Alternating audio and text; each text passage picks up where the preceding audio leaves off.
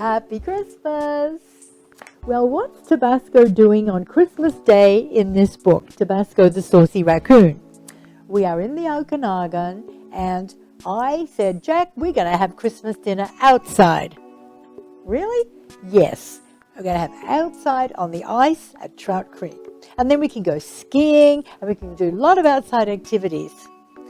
Other people stay inside, but we're going to be outside. Next day, we had a Christmas dinner party and a gift opening for the animals down at the creek. Our guests were Shelley, Jack's 12-year-old daughter, who was visiting us for the Christmas holidays, Tabasco, and Beauregard, our dog.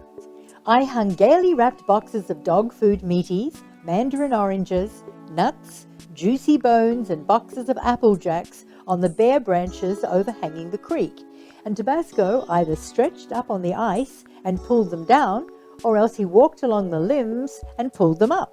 And then he had the fun of tearing into the packages, shredding the paper and ripping out the contents. This was the raccoon's first Christmas, and he must have wondered why he was allowed to do things that were definite no-nos in the office. After dinner, we played hockey on the partly frozen creek. Tabasco didn't need skates or sticks or pucks.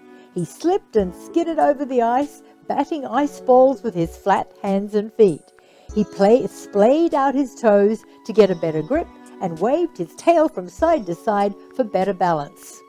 He used the same equipment when we went cross-country skiing with Shelley on the weekends. At first, he wanted to stay in the car and bite Beauregard's ear, but when we put on our skis and left him, he decided to follow. He plunged into the powder snow and floundered around till he found our tracks.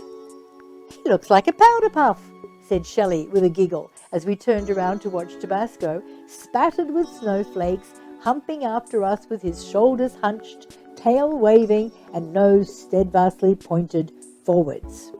The tracks were deep. All we could see of him was his tail. He made faster progress when we reached the snowmobile tracks. He stopped snow plowing and started galloping on the harder surface. "Look!" called Shelley. "He's heading away to that tree. He's making his own tracks." The courageous little raccoon was in strange country, but he recognized a tree, the only one in this vast expanse of whiteness, and he wanted to climb it. He left the main trail and pushed through the virgin snow to a huge ponderosa pine hung with pale green lichen. We rested on our skis and watched while he tried to climb the smooth, icy bark. With all four limbs splayed outward as far as they could go, he snatched jerkily at the tree to propel himself upwards the way a logger does. Unfortunately, not being able to hug the tree with his arms as he did phone poles or the spindly fruit trees in our orchard, he kept slipping downwards. "He's found some woodpecker holes," Jack told us, looking through his binoculars. "He's poking his fingers into them to haul himself up that way." Clever little coon. Jack's not usually has positive things about the raccoon, so that was good. Raccoons have good memories. The ponderosa was a dead tree, and Tabasco remembered from past experience that dead limbs could break under his weight. He made no attempt to walk along the side branches. Instead, he sat in a fork of the tree and chewed the green lichen. Jack could appreciate some raccoon abilities, but he couldn't wait until Tabasco had tired of his tree. We had to push on. As the distance increased between us, and with Beauregard our dog barking encouragement, the raccoon turned himself around on the trunk and descended, finally. To slow his descent, he turned his hind feet backwards the way a squirrel does. But curious raccoons are always being distracted. He suddenly veered off his freshly raccoon-ploughed track and floundered through virgin snow again to a low gully. "Well, I guess we have to ski where the raccoon goes," said Jack a bit grimly. When we got to where we last saw him, Tabasco was skating down the icy sides of a gully. He expected us to play with him.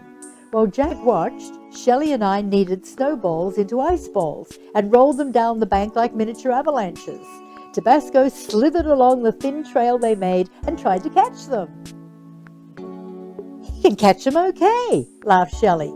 "Trouble is, he won't throw them back," So we have to go and make some more and try back to him. Needless to say, after a day of snowshoeing, skiing, and skating, Tabasco's always slept in the car on the way home. That was one of his Christmases.